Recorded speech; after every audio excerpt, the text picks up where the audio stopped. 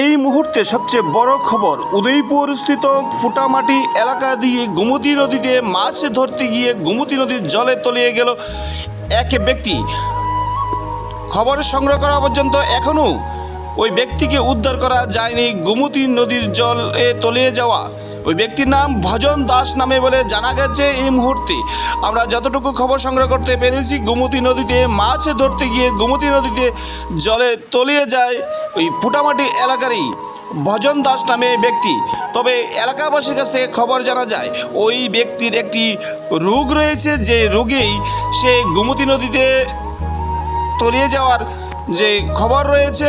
এর মধ্যে আমাদের কাছে যে খবর, ভজন দাস নামে গোমতী নদীতে মাছ ধরতে যায় বিকালবেলায়, সেখানেই গোমতী নদীর জলে তলিয়ে যায় ভজন দাস। এই মুহূর্তে সবচেয়ে বড় খবর, দমকল কর্মীরা এবং পিত্রাফাড়ি থানার পুলিশ ঘটনাস্থলে ছুটে যায়, যদিও এখনও পর্যন্ত কেউই গোমতী নদীর জলে নামেনি ওই ভজন দাসকে উদ্ধার করার জন্য। এই মুহূর্তে কথাবার্তা চলছে কিভাবে তাকে উদ্ধার করা যায় এবং কিভাবে সে গোমতী নদী থেকে তাকে উদ্ধার করা যাবে।